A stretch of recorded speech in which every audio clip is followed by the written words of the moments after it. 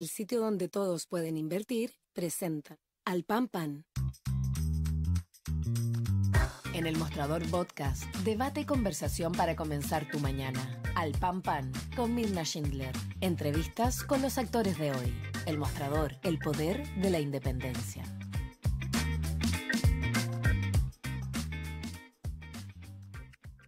Comenzamos un nuevo capítulo de Al Pan Pan aquí en el mostrador.cl, tomándole el pulso, como todos los días, a las noticias más importantes, pero también otros temas de interés. Decirles que en el próximo bloque voy a estar conversando con el diputado por la región del Maule, jefe además de bancada de Evópoli, integra la Comisión de Derechos Humanos, el diputado Jorge Guzmán, porque ustedes saben que por primera vez diputados y diputadas activaron un mecanismo para pedir la remoción de los consejeros del Instituto de Derechos Humanos, partiendo por su directora, Consuelo Contreras, y el abogado Francisco Ugaz.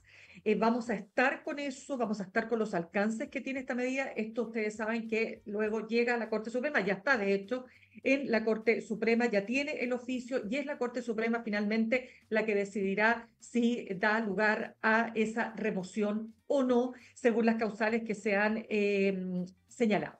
Pero ahora queremos hablar de un tema que preocupa desde el punto de vista del mercado laboral y que dice relación con lo determinado, con lo detectado por el Instituto Nacional de Estadísticas, que estableció que hay más de 2,5 millones de personas que tienen trabajos informales y eso tiene consecuencia directa con todo lo que significa la seguridad laboral, con las lagunas previsionales y como consecuencia, por supuesto, con muy bajas pensiones para aquellos que finalmente se pensionan. Queremos hablar de este y otros temas con el profesor asociado del Instituto de Políticas Económicas de la Universidad Andrés Bello, de la Facultad de Economía y Negocios de esa universidad, investigador del Núcleo Milenio para el estudio de desajustes del mercado laboral y también del Instituto Milenio para la investigación de imperfecciones de mercado y políticas públicas. Un largo currículum. Pasamos a presentar entonces a Benjamín Villena. Benjamín, muchas gracias por estar con nosotros esta mañana. Muchas gracias, Mirna, por la invitación. A ver, Benjamín, quiero preguntarte, ¿cómo está este nivel de informalidad en relación, primero, a los países de la región y, por supuesto, a los países de los cuales formamos parte de la OCDE? Sí, mira, la tasa de informalidad, primero ¿de qué hablamos cuando hablamos de informalidad? La definición más utilizada probablemente tiene que ver con las personas que no tienen seguridad social, ¿ya? O sea, básicamente no reciben pago de cotizaciones previsionales ni pagos asociados al seguro de salud, ¿ya?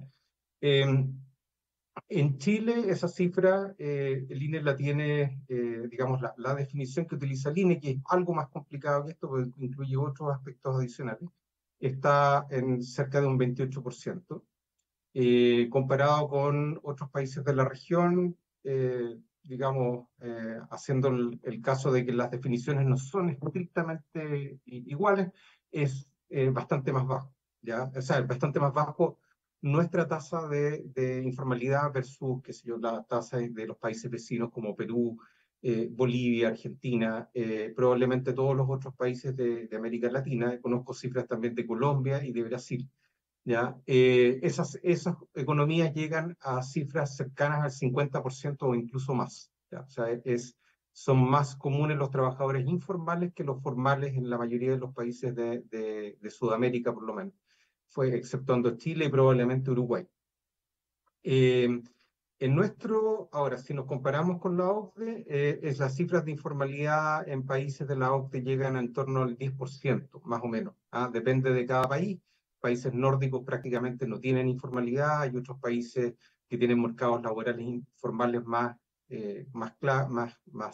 evidentes, como el caso de Estados Unidos, pero en todo caso llega a cifras en torno al 10-15%, que es considerablemente más bajo que nuestras cifras. Correcto. Y en ese sentido, entonces, Benjamín, cuando lo aterrizamos a nuestro país, independientemente que tenemos, claro, mucho más bajo, como dices tú, que otros países de la región, Pero ¿qué nos hablan estos 2,5 millones de personas que están en la informalidad? Cuando hablamos de esa informalidad, ¿de qué estamos hablando exactamente para que describamos? Entonces, ¿cuál es ese mapa? ¿Cuál es ese cuadro?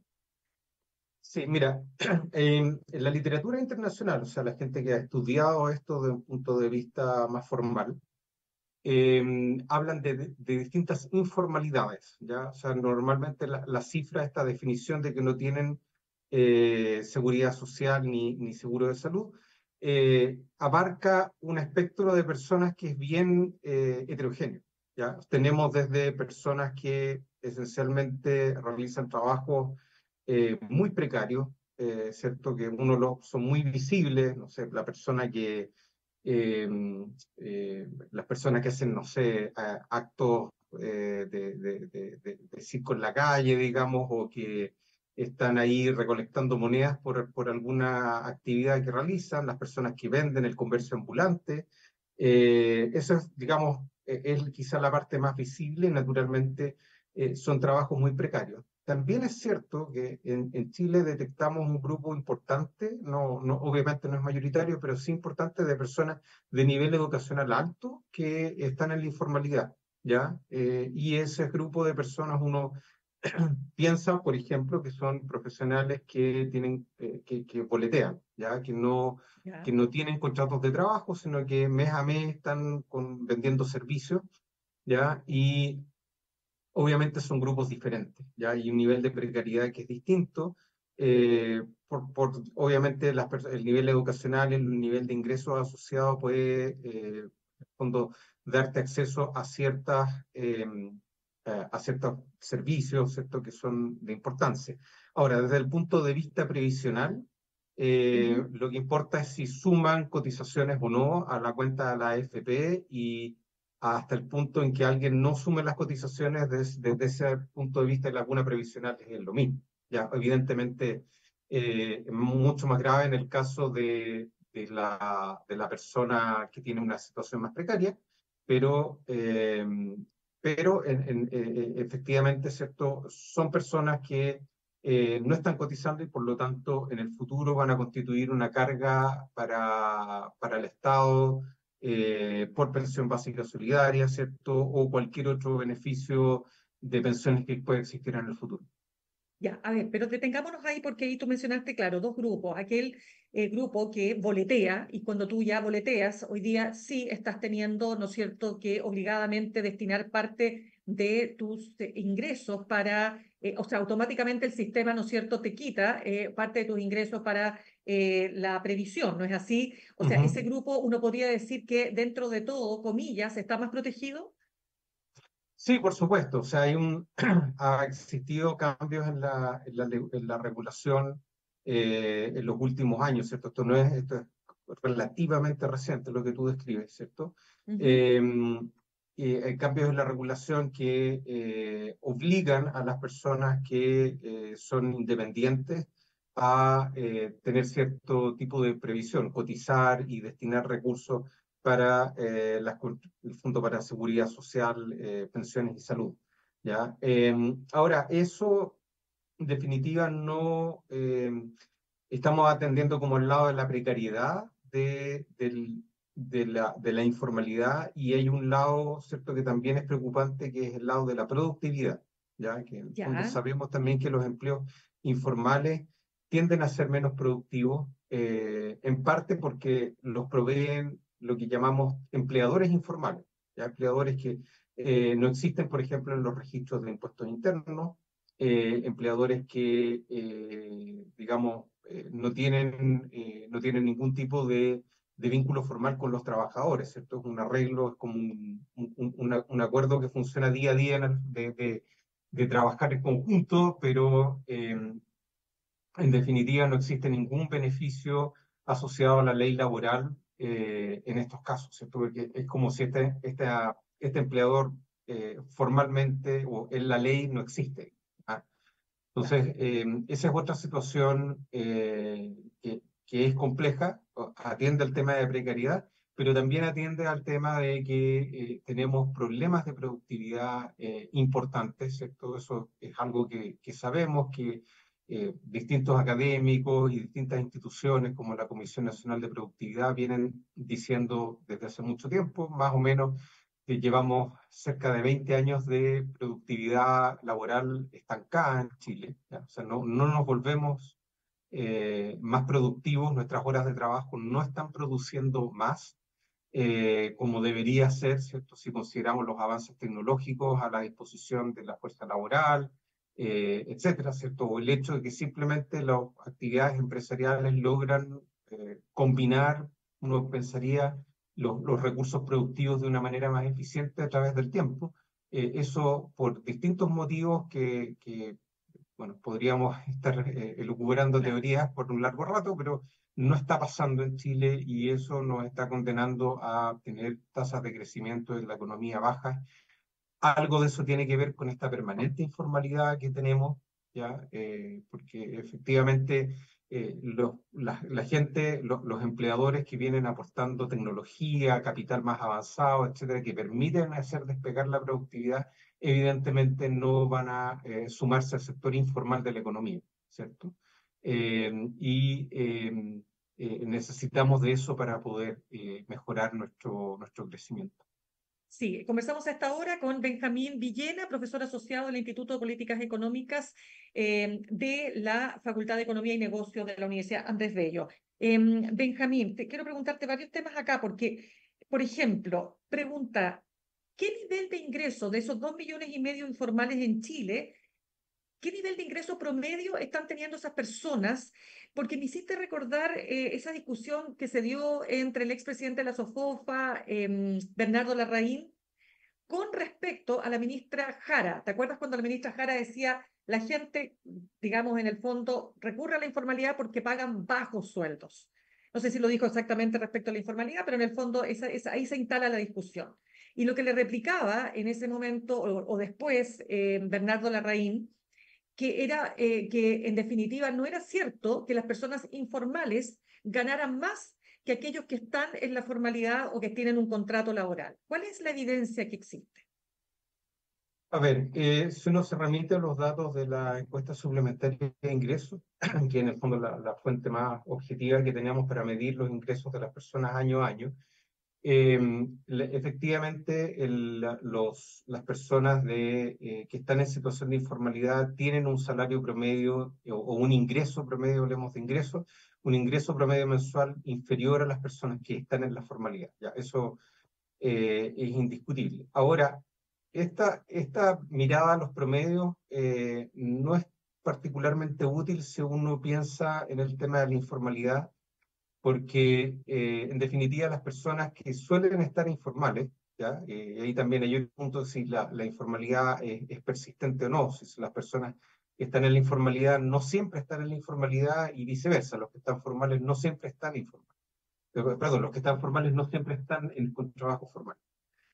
Pero bueno, dejando ese tema de lado por el momento, el tema cierto es que para personas de nivel de ingreso relativamente bajo, es cierto que la informalidad normalmente les da un nivel de ingreso comparable al que pueden obtener en empleos formales, ¿ya?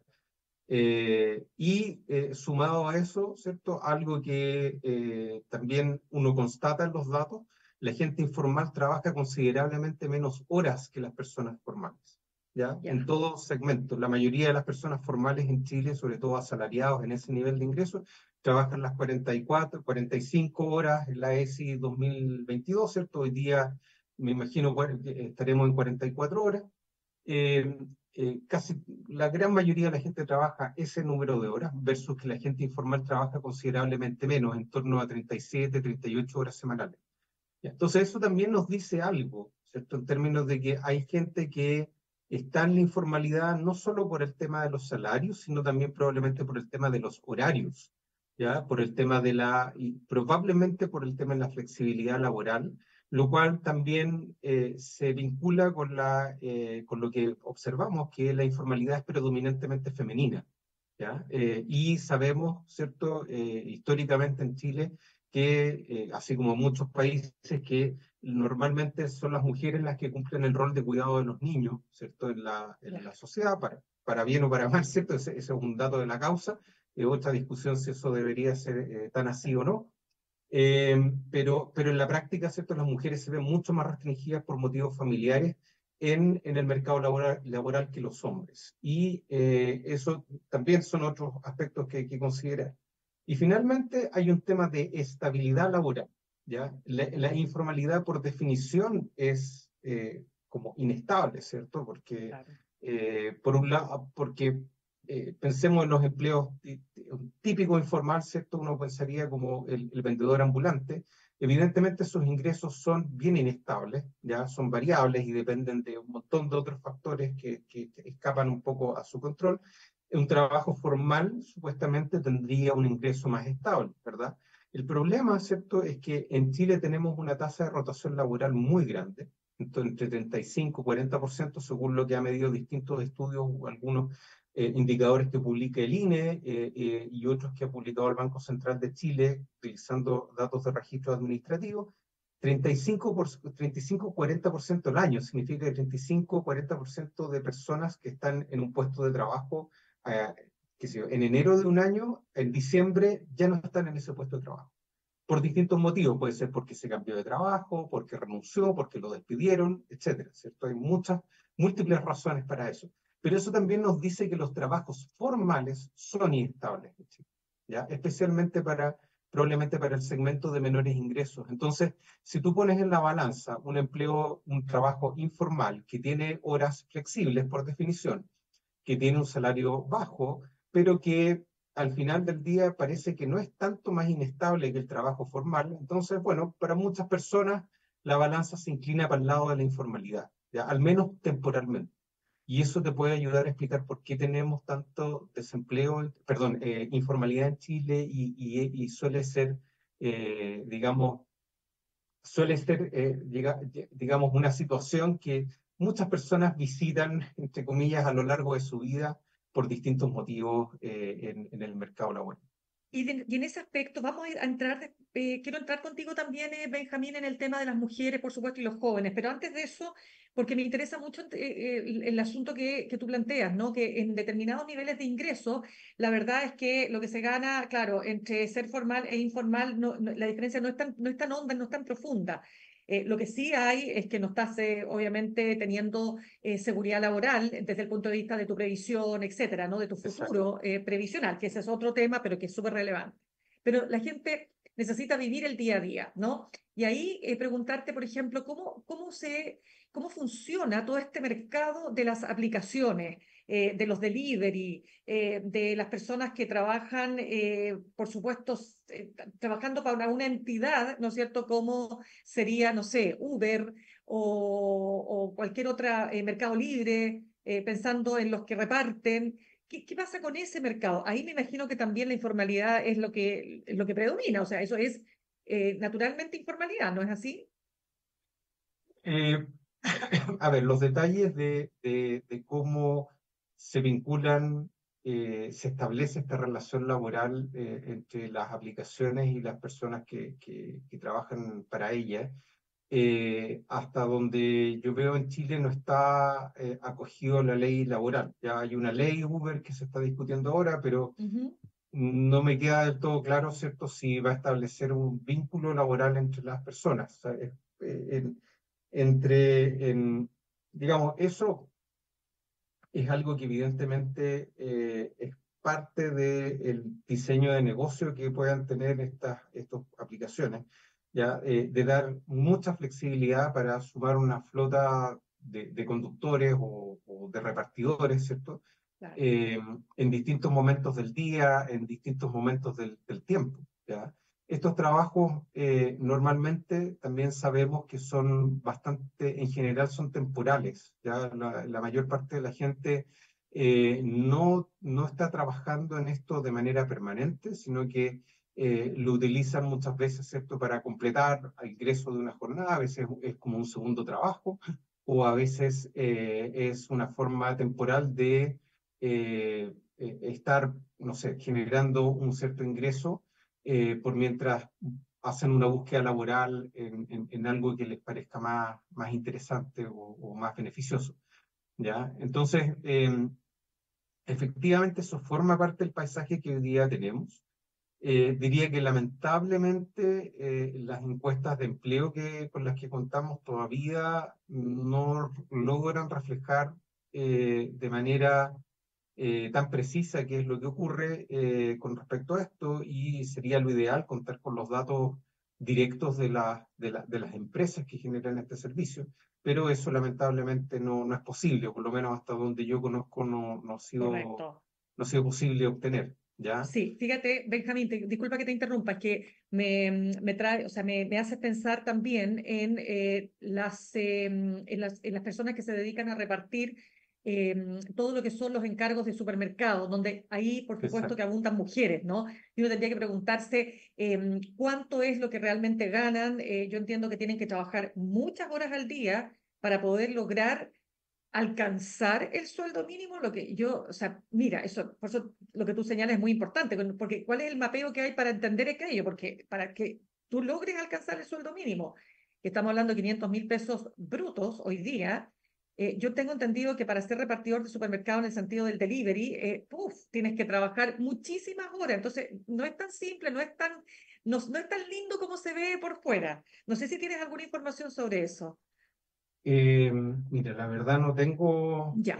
muchos datos de eso en particular, Ujú. pero eh, efectivamente me imagino digamos, para que este sistema funcione en el fondo, me imagino que es bien intensivo en horas de trabajo de las personas, y eso me hace pensar que probablemente las remuneraciones que reciben no son tan altas, ¿ya? Ahora, eh, también hay algo que uno debe considerar, que también hay mucha gente haciendo esto hoy día, ¿cierto? No sabría decirte cuánta exactamente, pero es bastante visible.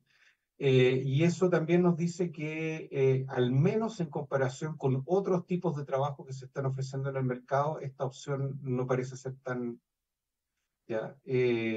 A lo mejor estamos comparando dos cosas malas y las personas se quedan con la menos mala. Es verdad que no estamos en el mercado laboral más bollante hoy día, eh, pero claro, al final las personas tienen que llegar a fin de mes de alguna manera, o por lo menos acercarse lo más posible a eso. Y naturalmente que estos ingresos transitorios creo que, bueno, para muchas personas puede ser una opción válida, al menos temporalmente. Claramente. Ahora, siempre en este mismo tema, porque uno podría decir que la tecnología, que digamos, la era de la nueva era, digamos, tecnológica, ¿no? Lo que y lo que ya está significando la inteligencia artificial, esto derechamente ya está eliminando puestos de trabajo y se calcula que van a ser muchísimos más puestos de trabajo los que se van a eliminar. Entonces, a lo mejor el mercado laboral, no solo en Chile, sino que en el mundo, va a tender todavía más a la informalidad, Benjamín. ¿Uno podría esperar aquello? A ver, es que hay que distinguir un poco, porque este tema de las aplicaciones es lo que se llama como el gig economy, ¿cierto? Que es como la economía de los encargos.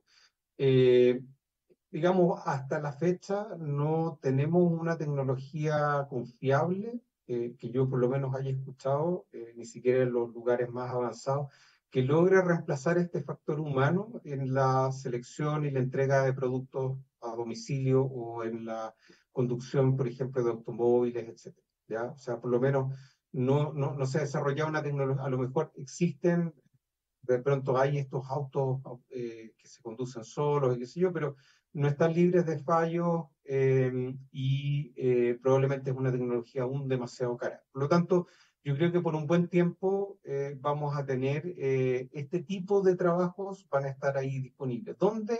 Hoy día la tecnología está recortando trabajos en otras cosas que son súper visibles, por ejemplo, el tema de las cajas en los supermercados, la autoatención, ¿cierto? Ahí vemos que en el fondo se descansa un poco en el trabajo del cliente para poder hacer estos objetivos, de, no sé, procesar una compra o una atención, etcétera.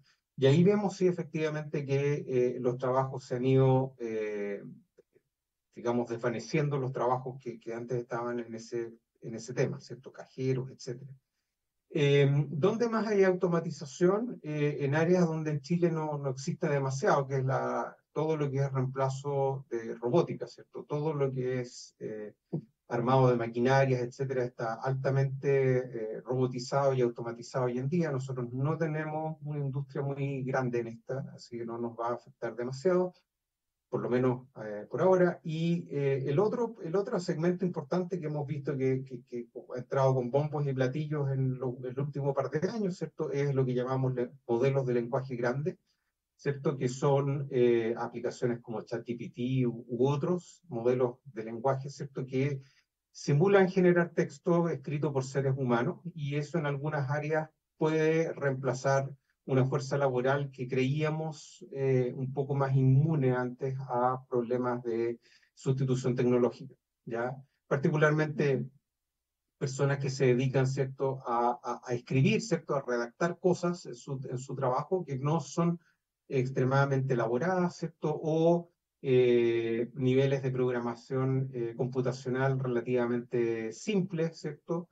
Todo ese tipo de tareas hoy día es posible automatizarlas en gran medida con esto, y es un nicho, digamos, de trabajadores de un ingreso, digamos, medio alto, que probablemente se va a ver afectado por esto en los próximos años, ¿ya? Entonces, respecto a esto, como que circulan muchas cifras de que respecto de los empleos que se van a destruir, etcétera, etcétera. Bueno, esto es una conjetura, diría yo, eh, respecto de cómo van a evolucionar las cosas en el futuro, algo que no se sabe bien con certeza, ya, obviamente.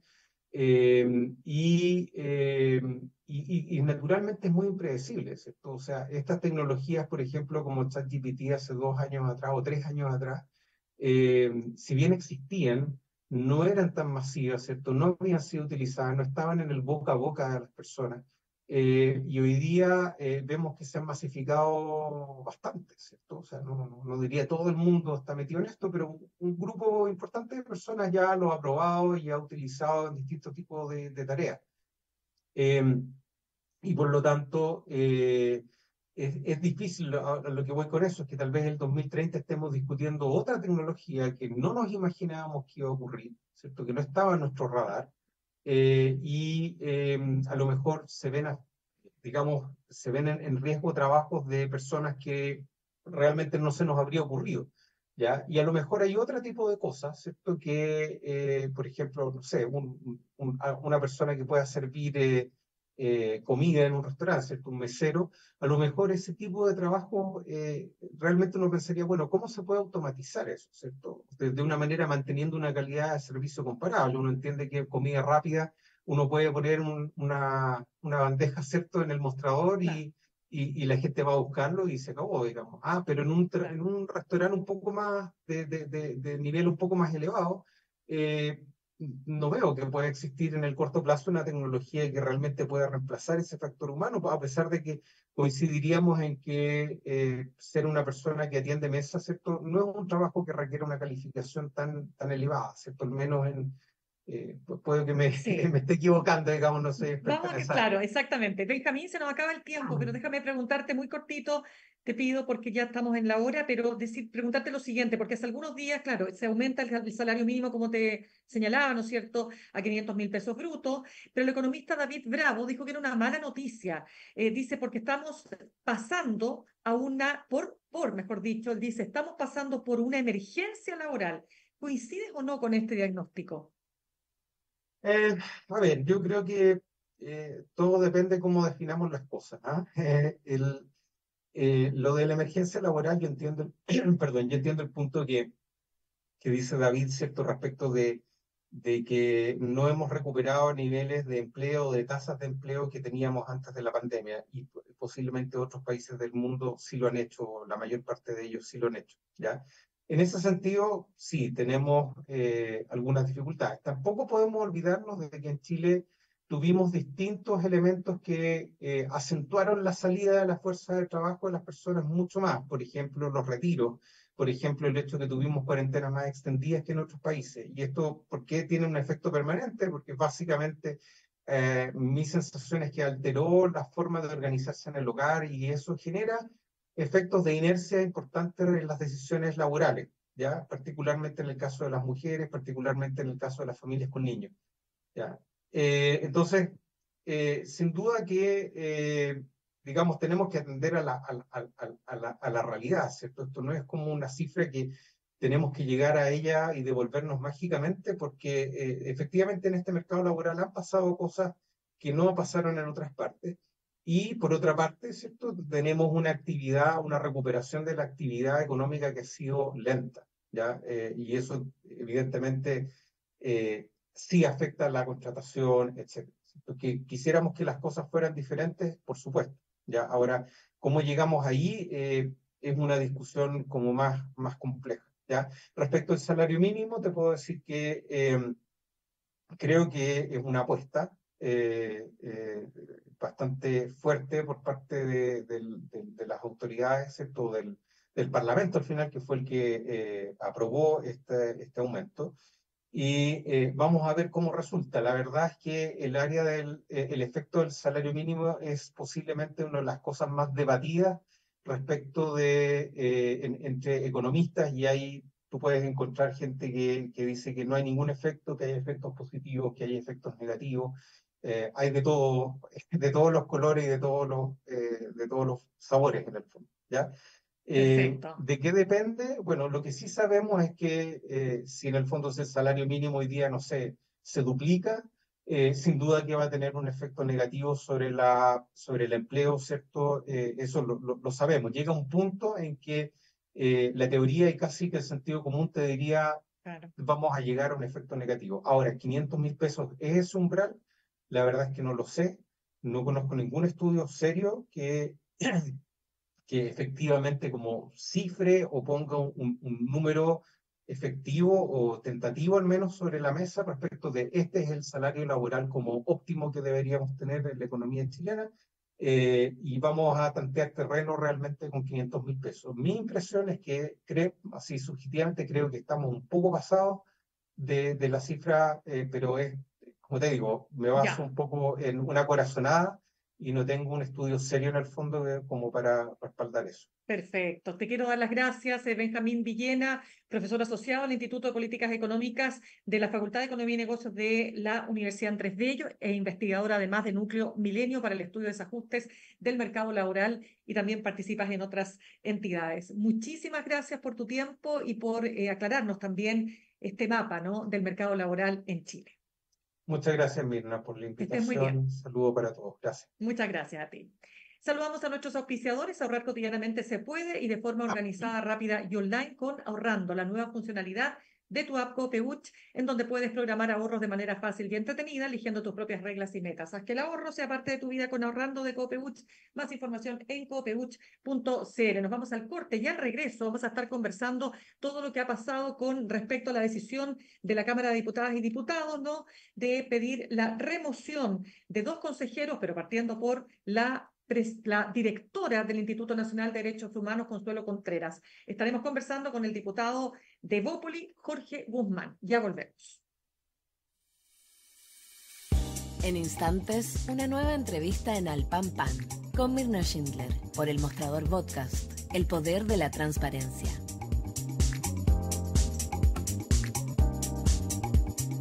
En Copeuch cada vez somos más socios. Y cada año tenemos